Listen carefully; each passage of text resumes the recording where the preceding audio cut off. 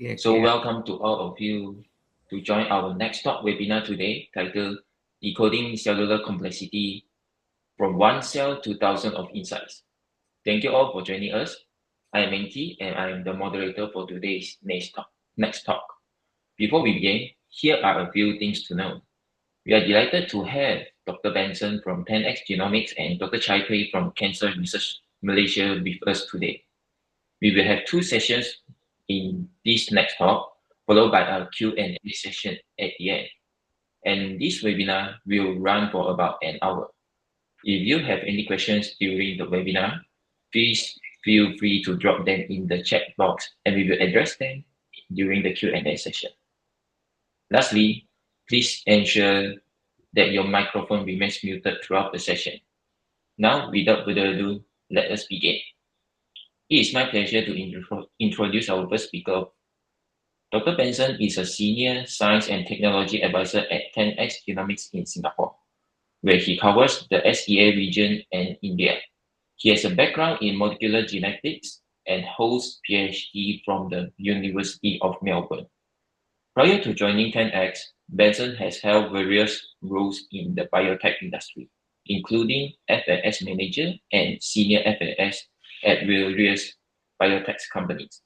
Before transitioning to the industry, Benson dedicated over 10 years to the academic sector, where he published several papers and delivered research presentations at the international conference. Today, Benson will be sharing single-cell RNA sequencing, an introductory overview and tools for getting started. Please join me in welcoming Dr. Benson. Benson, the floor is yours now.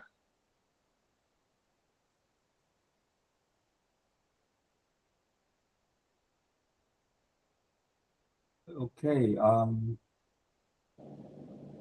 So I want to make sure that I am okay. Maybe you can hear me, right?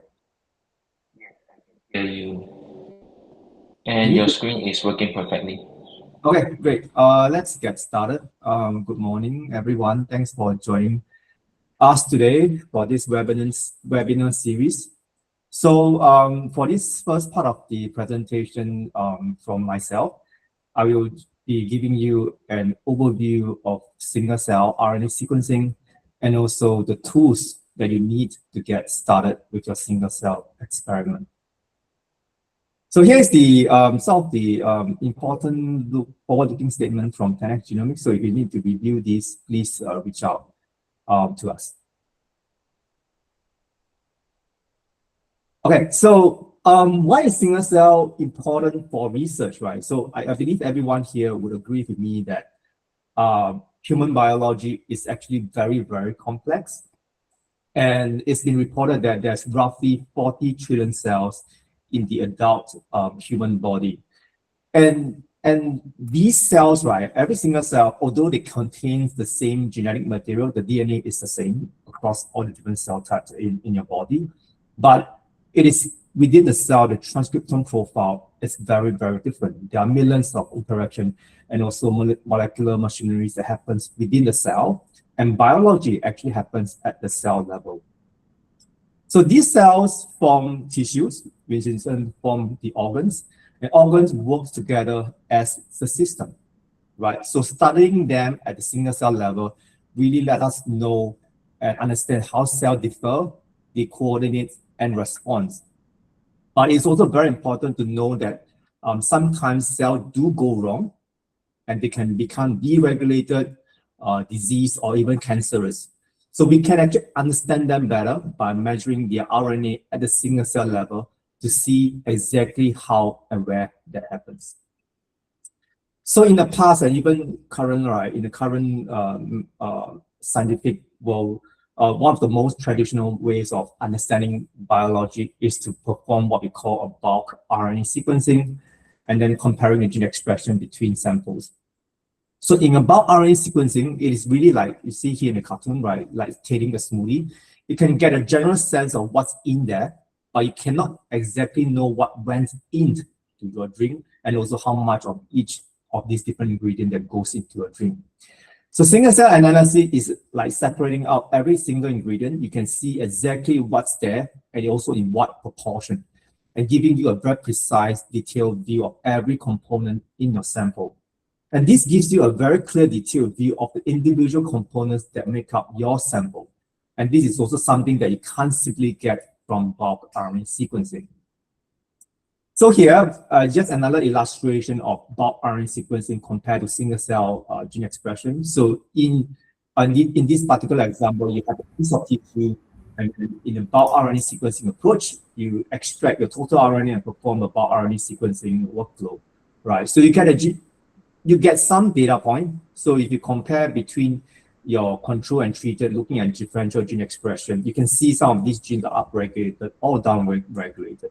But it is also very important to know that you can't exactly see which cells are contributing to the differences between your control and treated sample.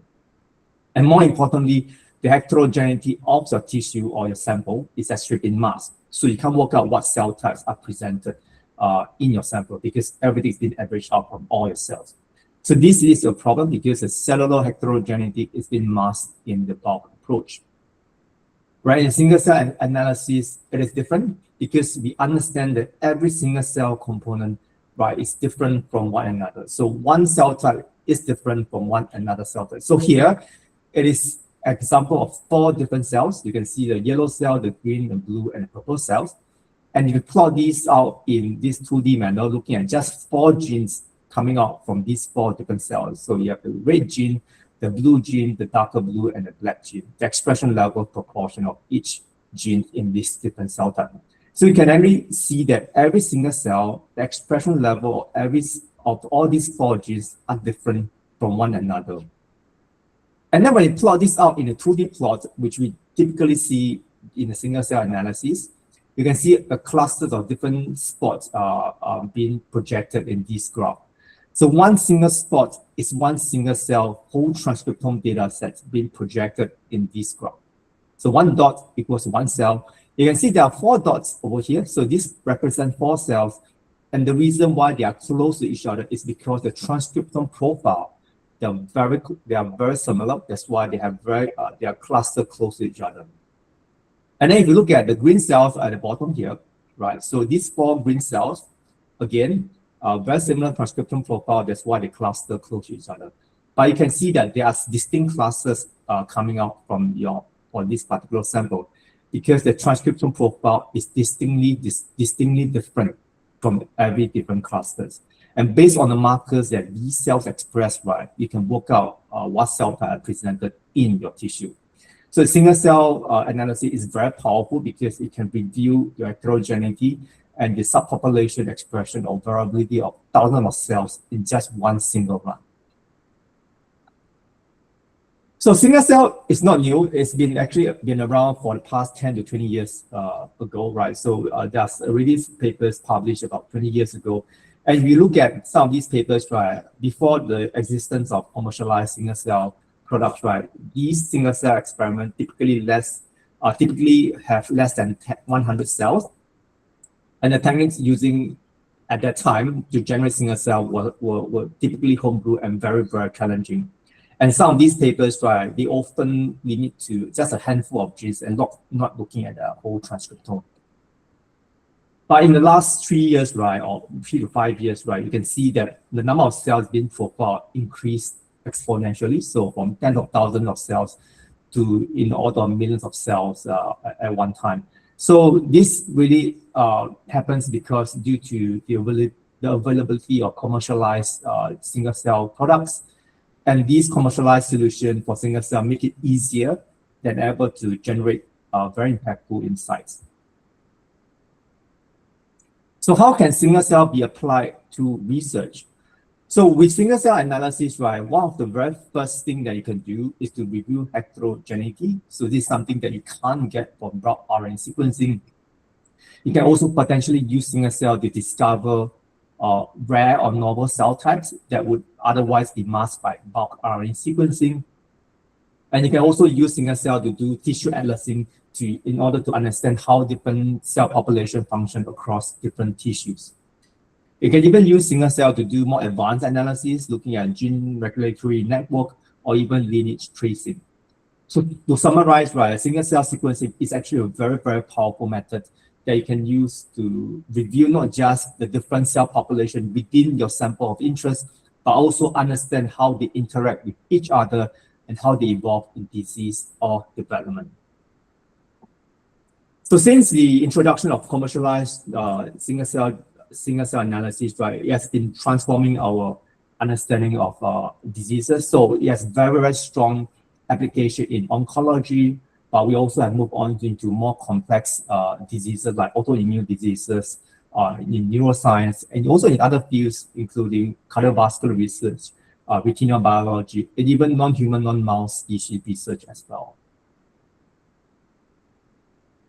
So let's talk about how is single cell sequencing data generated. So I'm going to list out some of the very popular methods that's been used currently to do single cell analysis. So here is a plate-based method that we see here. So a plate-based method, right, actually involves fact sorting of single cell into individual wells. So this can be in a 96 well or 384 well format, and then performing reverse transcription in each well to generate single cell data sets.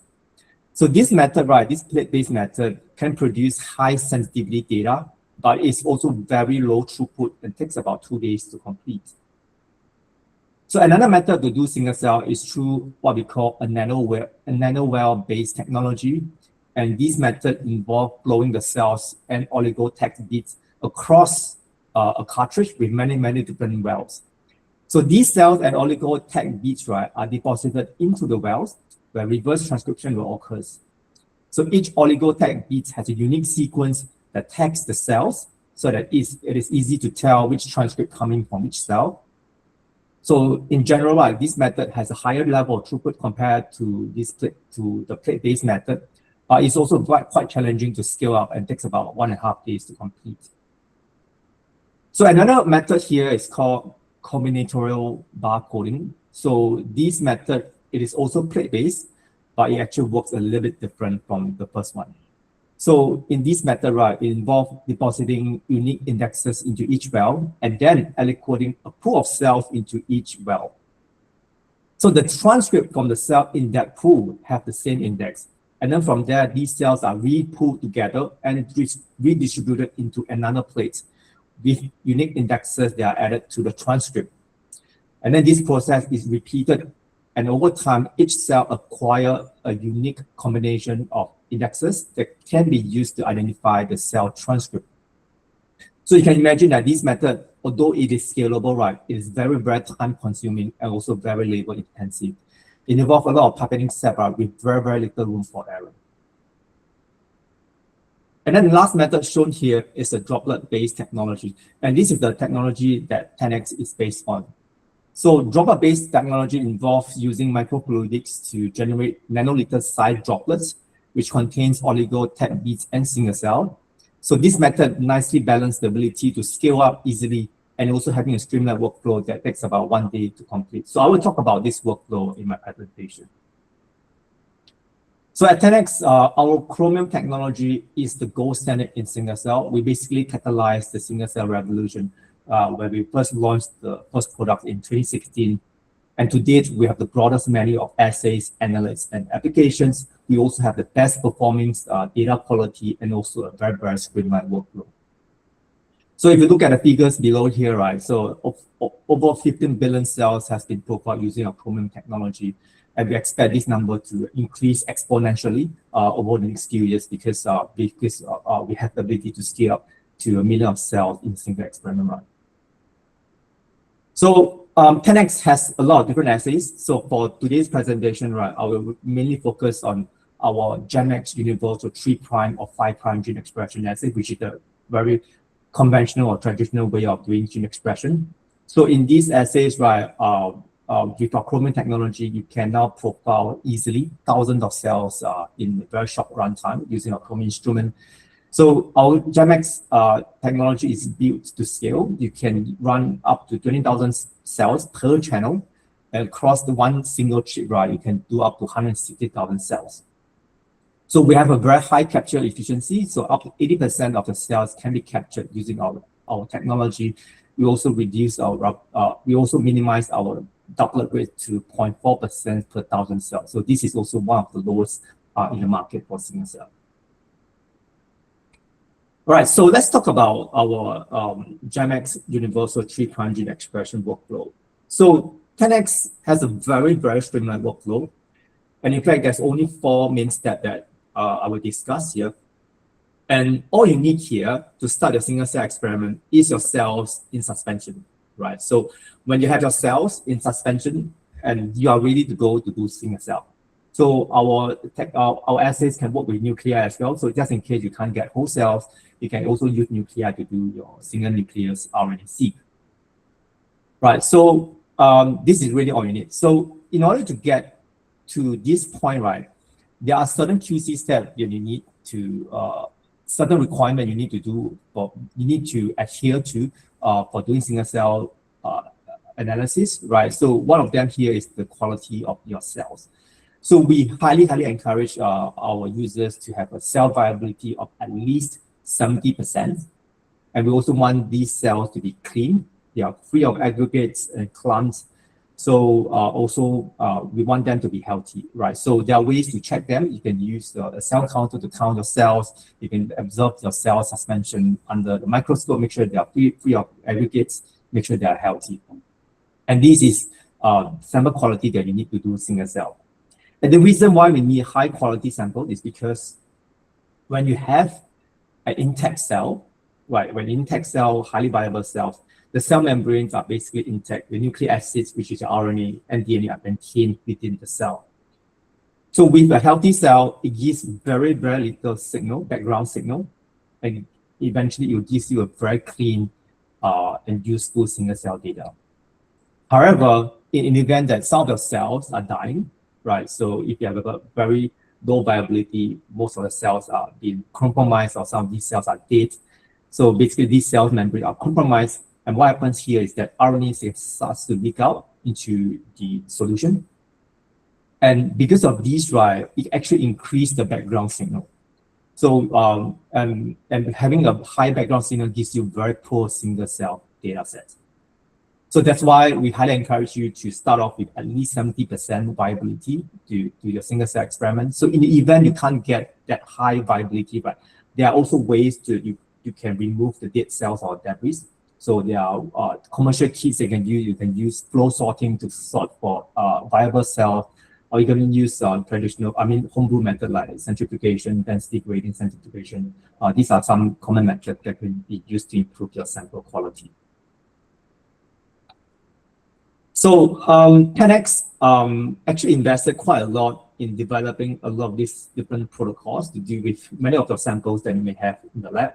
So not just protocols to deal with cell suspension or nuclear suspension or PBMC. So we have now very detailed protocols to deal with other sample types that includes frozen tissues, flow sorted cells, even challenging samples like whole blood, fixed tissue, FFP tissues are now all compatible with our Chromium solution. So once you have these samples, your cells in suspension or nuclei suspension, the next step you see here is to perform gem generation and library construction. So 10x provide all the necessary consumables and reagents to start with this step. So we provide a chip where you can load the cells into the chip together with 10x reagent. And then we provide the technology, which is the instrument to run the gem generation, and also the kit to generate your library construction. So what is gem generation? So gem stands for gel bit in emulsion, right? So this is a short form for this extended word. And what happens here is that in this cartoon you see on the top, we actually use vacuum pressure to apply to the chip, and this draws your cells, the 10x reagent, and the oil to form thousands of these droplets that will be collected at the end of the chip well. So if you look at the animation below, right, you can see that the very big block on the left is the gel bits, and then the sample input is coming from the 2 channels you see on the left. So at one point, you will see one cell being encapsulated in one droplet. So if you actually freeze this down, right, just looking at one droplet, right, this is what will happen, right? So you will capture one cell in one droplet, and then within the droplet, it contains a lot of different stuff. So one of these here is the gel bits. So gel bits is very important. So gel bits contains this millions of barcoded oligos to capture your mRNA transcript, which I'll describe this in the next slide. But more importantly, it also contains the RT reagents and also lysis data. So once the cell is a bit captured in this droplet, right, the cell basically starts to lyse. It releases all the mRNA transcript into the droplet. And then another thing happens here is that the gel bits will also start to dissolve. So once the gel bits is dissolved, right, it releases a lot of these barcoded oligos to capture the mRNA transcript. So it also contains RT reagent to do reverse transcription. So I will discuss this in the next slide here. So you see here, right? So in the gel bits, right, you can see these are the barcoded oligos. So the green and orange bar, I will describe this later. These are 10x barcode UMI. But you can see that this is a poly-DT oligos that's there to capture the mRNA transcript, right? So eukaryotic cells, right, contains mRNA transcript. So these will capture the poly-A mRNA transcript. And what happens here next, right, the reverse transcription will take place. The polymers will extend from the 3' end of the poly-A mRNA transcript all the way towards the end of the 5' end. And what happens here is that these polymerase actually adds cytosine residues at the end of it, a few cytosine nucleotides towards the end. And then there's another oligos that is called TSO. TSO stands for template switch oligo. That will prime to these cytosine residues and then get extended up here. So at the end of this step, right, you can see there are some important information that's been added to the transcript. So you have the 10x barcode. So the 10x barcode is the nucleotide, 16 nucleotide long sequence. And this 10x barcode actually identify the transcript, the cell. So in each gel bit, right, it contains millions of these different oligos, one gel bit, but it actually contains the same 10x barcode. Okay, so every transcript coming from this droplet, right, will have the same 10x barcode. That's why after you do sequencing, right, you demultiplex and you can actually map this transcript back to that cell. And then you have the UMI. The UMI is there to simply tag your the transcript so that you can count them digitally after you do your sequencing and analysis. All right, so these two important information is very critical for single cell analysis because it tags the transcript to the cell and also identify the transcript. Okay. So in the next step here is your bulk RNA, bulk cDNA amplification. So we provide the primers, the TSO primers and the period sequence, the period primers here to do cDNA amplification to amplify this particular construct. And this is where the UMI is important, right? Because when you do amplification using PCR, right, you are generating the same transcript, the same construct over and over again. And because the UMI is unique, every UMI is actually has a unique sequence. You can actually identify the duplicates and discard them during your analysis. Okay, so this is the step for cDNA amplification. So you can see that in this step, right, the full-length cDNA of the transcript still remains intact. So that's why some people want to do long-read sequencing. So this is where you stop here and take this construct, right, to do long-read sequencing using PacBio or ONT. So the subsequent step you see here, right, is just very similar to bulk RNA sequencing construction workflow. So you have enzymatic fragmentation to chop them down in small little fragments, and then you perform end repair and A-tailing and ligation, and then you do cleanup and priming, and towards the end, right, there's another amplification, which is a sample index TCR to index your sample, and also adding the P5 and P7 adapters, which is compatible with Illumina sequencing. Right, so once this step is done, your library is ready to be sequenced. So the third step here is to send your library to do sequencing. If you have a sequencer in-house, right, you can make use of that sequencer to do sequencing. Otherwise, you can send it out to a sequencing provider to do your library sequencing. So the final construct is here. So this is just to emphasize that this final construct contains all the necessary information to profile your single cell, right? So you have P5, P7 adapters. You have the 10x barcode, which is 16 nucleotide long, the UMI, which is 12 nucleotide, the poly DT, which is 30 nucleotide, and then the insert, which is roughly 19 nucleotides. So we only sequence 90 base pair of the insert, and this information is good enough to tell what gene that this cell express. So as mentioned earlier, right, our libraries are compatible with Illumina, but we also have validated the library across other short-read sequences, and this includes Element Bioscience, Singular Genomics, and also Ultima Genomics, which is now our preferred sequencing partner. I mentioned this earlier, but just to emphasize again that our libraries for 3' and 5' gene expression assays are compatible with long-read sequencing. So if you want to do long-read sequencing, I encourage you to reach out to these two vendors for their protocols and kits. And then the last and final step here is data analysis and visualization. So 10x provide all the tools you need to do analysis and visualization. So we have the 10x Cloud and the Cell Ranger to do data analysis. We have the Loop browser to do data visualization. So here's the roadmap to do single cell data analysis. So the Cell Ranger is basically a Linux environment software where you need to, you can actually download from our resource page free of charge. We don't charge anything for our softwares. And then it runs our Cell Ranger pipeline. So once the analysis is done, right, you'll be, they will be given the output files. And these output files allows you to visualize using our Loop browser. So Loop browser is compatible with Windows and Mac, right? So you can install this in your computer and explore and visualize your data sets in front of, using the Loop browser. And our data files, right, are also in an open format. So we don't lock you in with our analysis tools. So you are free to use any third-party tools that you think is it's more beneficial for you to do analysis, for example, like Cellular. So these are all compatible tools that you can use for doing data analysis.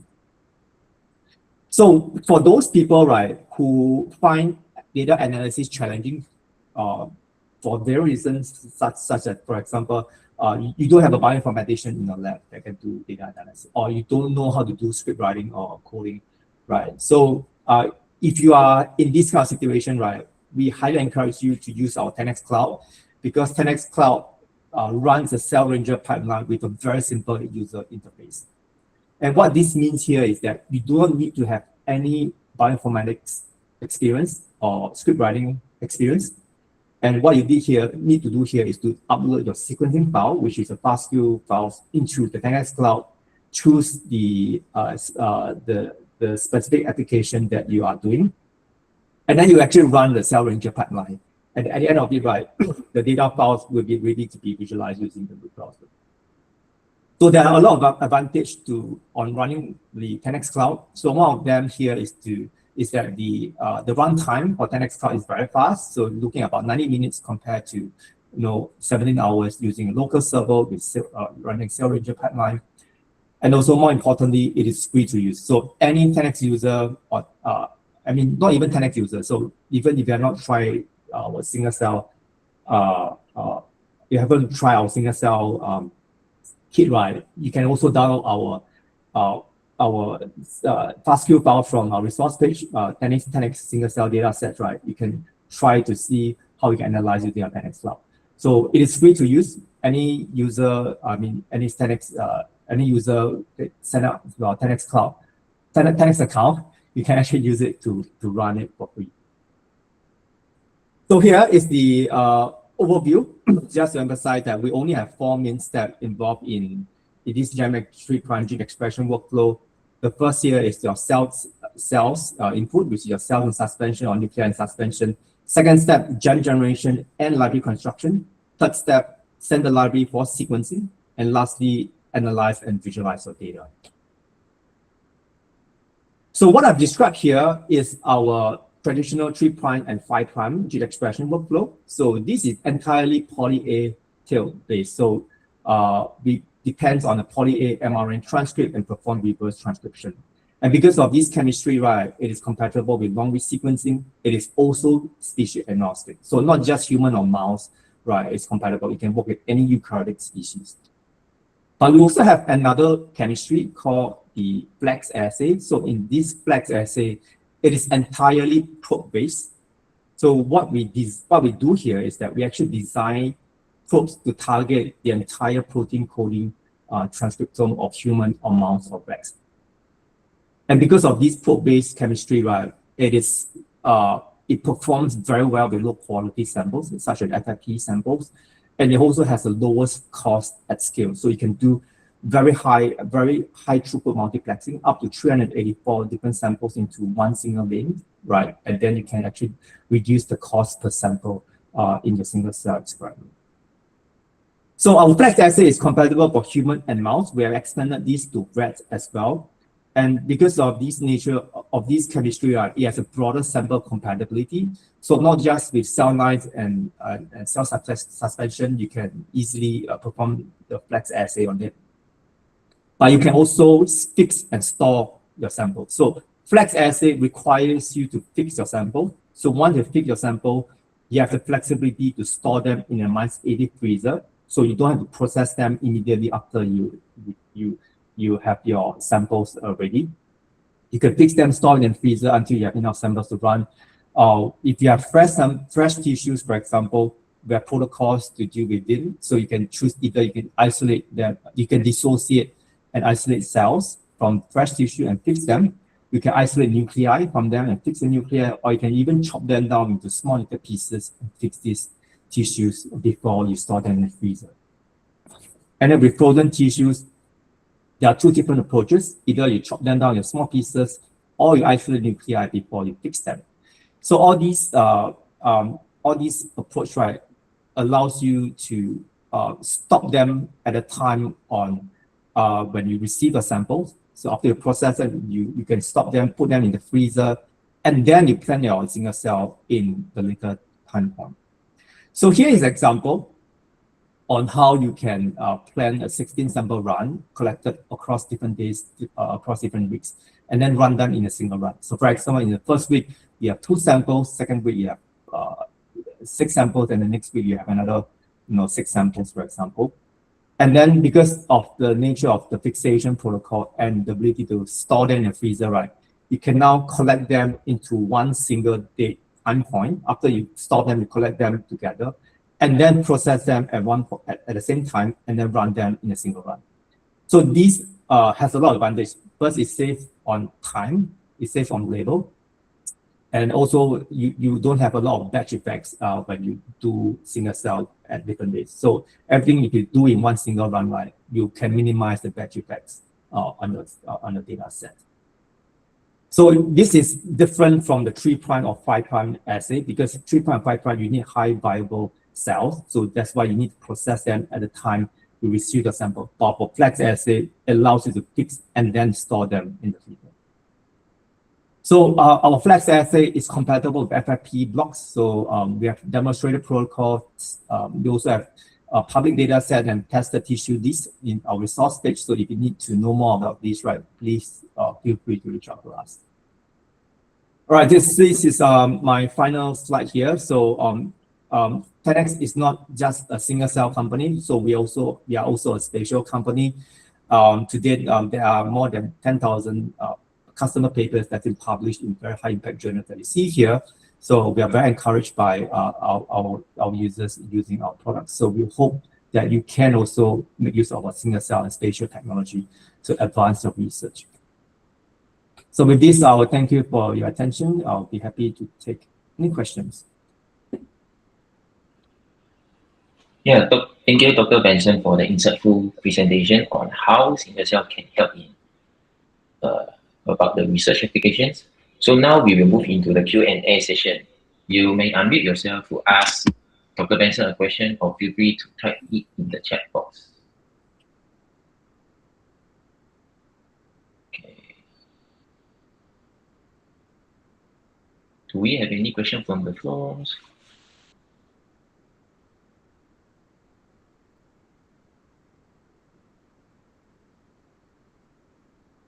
it seems that we do not have any questions. Well, thank you, Dr. Benson, for the comprehensive presentation, and I believe the audience fully understand that what you have shared just now. So now we will move into our second session of today. I'm very pleased to welcome Dr. Phei from Cancer Research Malaysia. Hello, Dr. Phei. Hi, Minty. Yeah, thank you so much for joining us today and for taking the time to share your experience with us.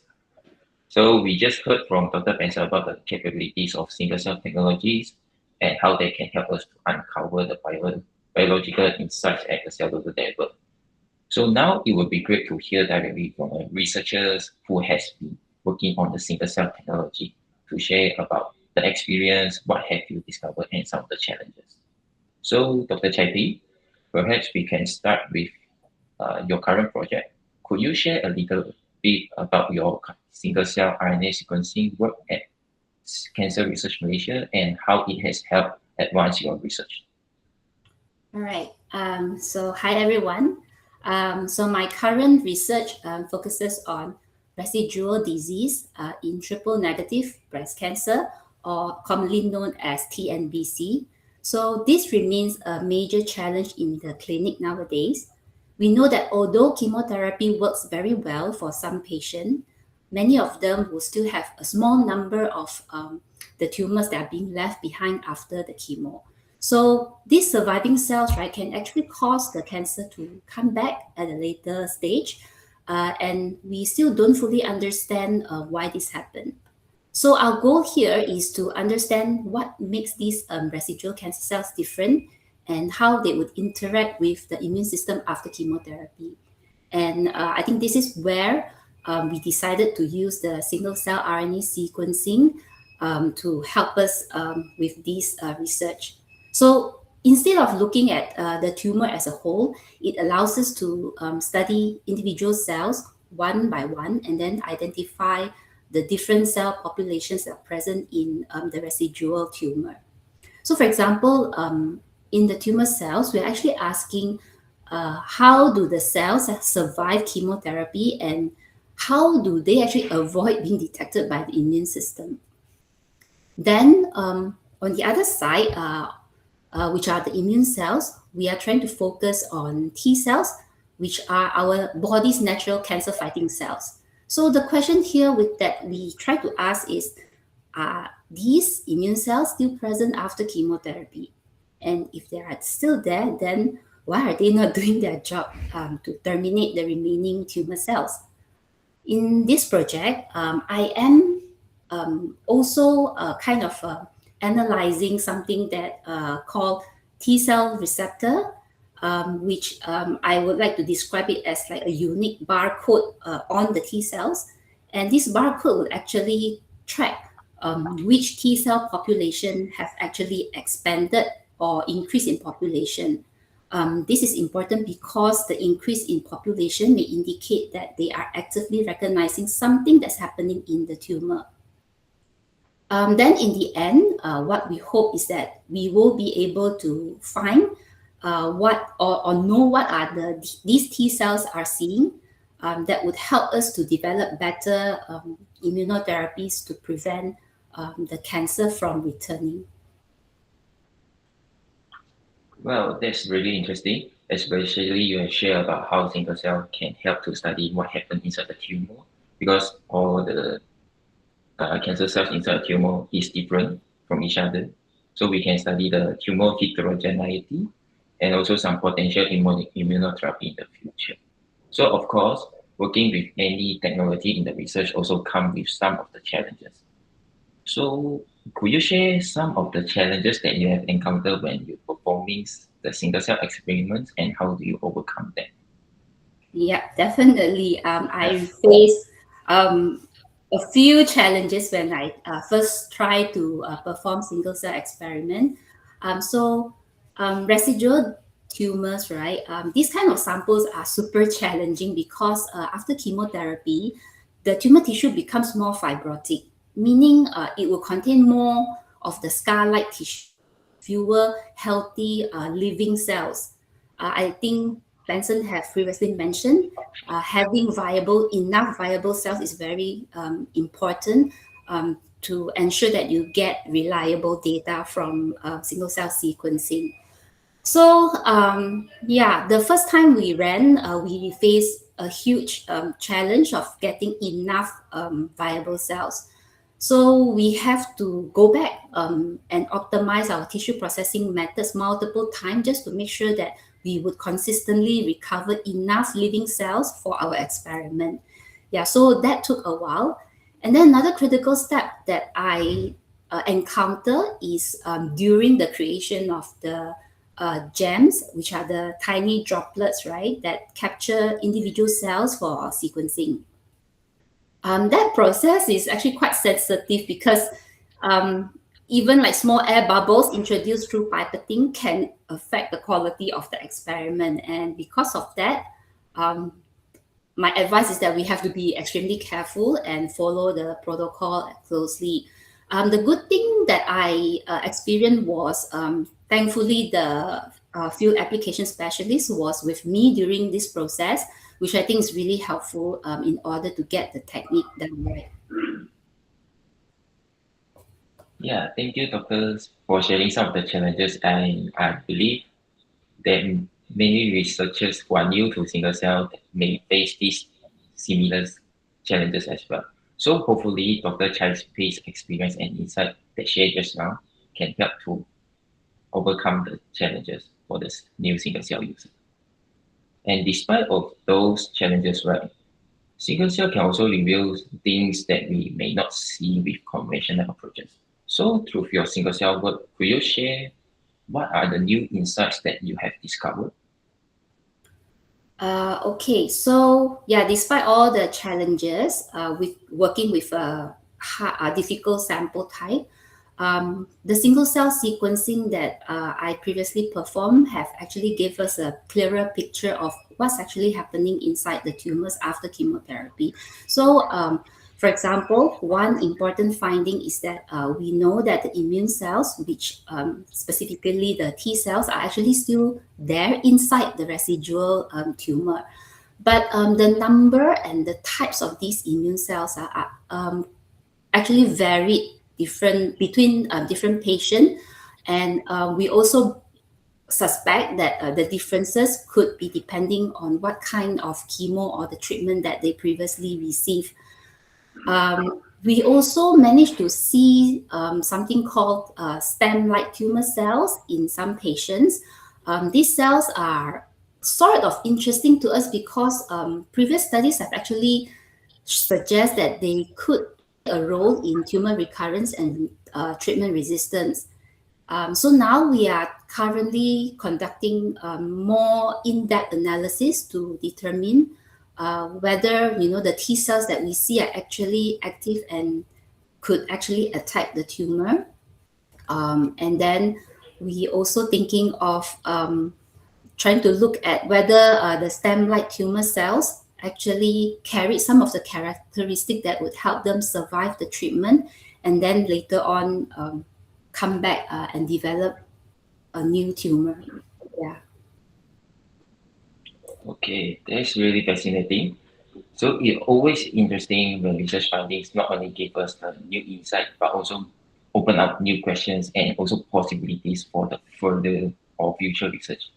And with that in mind, as you look beyond your current project, so could you also share about the direction of your future research that you may take?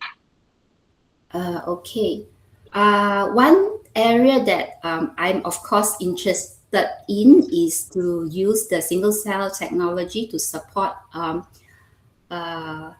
cancer vaccine development. This is our main goal of our team. So our current study allow us to identify tumor cells that would survive chemotherapy, right? And then understand how immune cells actually respond to them at the single cell level. So this information would actually help us to discover some tumor targets that the immune system is already trying, or at least trying to recognize.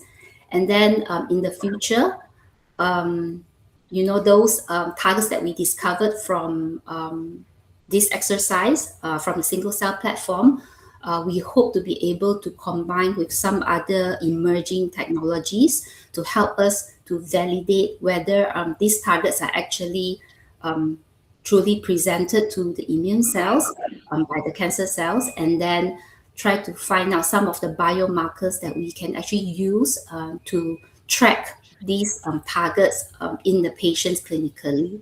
So long-term goal is to identify vaccines targets that kind of shared, between many different patients.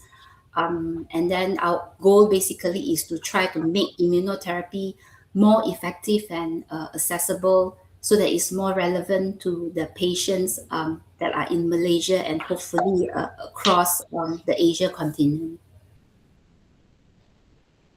Well, that sounds really interesting directions ahead. Yeah, especially develop the cancer vaccine and also identify the tumor cells that we can target and also treat the cancer, potentially cure the cancer. So looking ahead, how do you see your single cell findings contributing to the future clinical application and advancements in the cancer research? I believe single cell sequencing has tremendous potential for precision oncology because this will allow us to understand the tumor at much deeper level. So what I mean is that instead of looking only at the cancer cells, we now can actually examine the entire tumor ecosystem, including immune cells and other surrounding cells and try to understand how they respond to one another as well to the treatment given to the patient. So this information, like I mentioned, will help us to definitely develop useful biomarkers that will predict who are the patients that would be at risk of having the tumor coming back, and then maybe those who need more closer monitoring or benefit from additional treatment plan. More importantly, it helps us to understand the entire biological mechanism that drive the cancer from returning. So we want to know, right, whether the cancer actually coming back because some of the tumor cells are resistant to chemotherapy, or is it because of changes in the tumor microenvironment that actually produces some of the signals to support the cancer cell regrowing? Or it could be the immune system no longer able to mount effective anti-tumor responses, right, to protect us from the tumor coming back. Yeah, so all of these questions, right, I think we can only answer using more advanced technologies such as single cell sequencing platform. And yeah, hopefully with all these different tiny bits of puzzle piece together, we would be able to understand better the whole picture and develop more targeted treatment strategy that will benefit the patient in the future. Yeah, so this could perhaps also kind of promote or the development of personalized treatment approach, that would tailor to the individual person in the future, which I think is an advantage. Yeah, that's a great point. Especially you share about how these advanced technology like single cell can help in like immuno-oncology in precision. So and potentially can like kill the cancer cells, which some of them are therapeutic resistance to some of the therapy. So I think it's really gives us a good perspective on not only where single cell research is today, but also it could potentially take us in the future. Yeah, thank you very much, Dr. Phei, for sharing your research journey and insights with us. Before we wrap up, I would like to open the floor to our audience. Does anyone have any questions for Dr. Phei? If you have any question, please feel free to mute yourself or you can type your question in the chat box.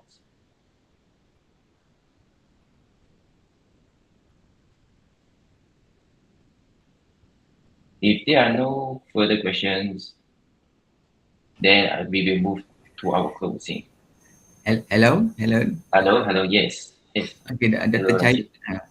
Chai Phei. Hi, Rashid. I'm Rashid from USN. Okay, I just would like to know about the sample that you use. What kind of sample that you use and how you extract the cell from that sample? Can you share a bit? Sure. Yeah, so the sample here that I use for my 10x single cell sequencing is actually freshly surgically resected tumor. So what I did was when the tumor came up from the operating theater, I actually keep it in media and then transport it back to the lab. And then in the lab, what we will do is that we will dissociate the tumor tissue to release the different cell types in that particular tissue, right, using enzymatic treatment. And because the tissues come in at different time, right, different patients also. So what we did was we have to cryopreserve the dissociated cells. We would collect over a period of time. Then after we gather like enough for 4 to 8 reactions, then we will conduct the single cell experiment. Yeah. Does that answer your question? Okay, yes, you are. Okay. Another question is, did the what we call is the next gene, right? Next gene scientific providing what we call is together the what we call is the how to say the kit for that extraction, or we need to find by ourselves that one? Oh, yeah, I think there are recommended tissue dissociation kits that are being recommended by the 10x protocol. If the ones that I specifically use is from Miltenyi, but I believe Benson is here that he may be able to share whether there's other suitable kits that's compatible as well. Yeah, hi, Rashid. Thanks for the question. So 10x do provide some demonstrated protocols on how you can do dissociation. And this protocol basically describe what reagents and consumables you need to do the necessary dissociation. But there are a lot of ways to do tissue dissociation. So one way is what Chai Phei mentioned. She can use a commercial kit like Miltenyi kit that can do tissue dissociation, or you can do a homebrew method like what we proposed in our demonstrated protocol. But there are also other protocols out there in the literature. So sometimes we can point you out to a specific protocol for your specific tissue that you are planning to do. And because this has been proven to work in single cells, so it's something that you can take into consideration as well.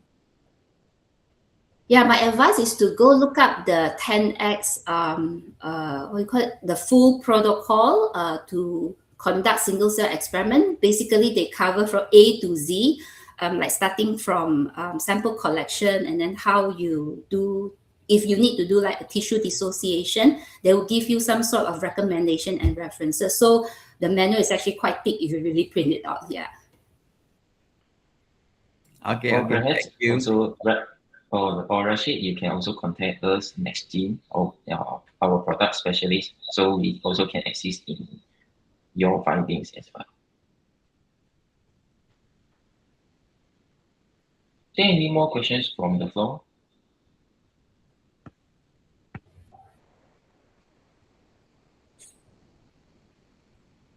Well, if there is no more questions, so we will end the sessions for today.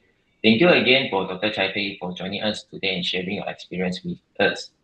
I think what you have shared gives us a great perspective on how single-cell RNA sequencing can help researchers to uncover new insights and address important questions in the cancer research. Before we wrap up, we would love to hear what's your thoughts for today's session. If you have a quick moment, please fill out the survey using the link in the chat.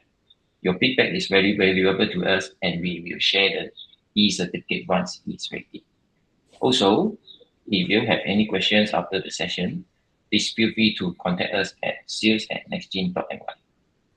Once again, thank you, Dr. Benson, Dr. Chai Phei, and all of you for joining us today. We truly appreciate your time, and we look forward to connecting with you again at our future event. Thank you, everyone, and have a great day. Thank Bye-bye. you.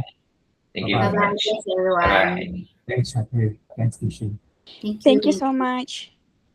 Thank you. Bye-bye. Thank you.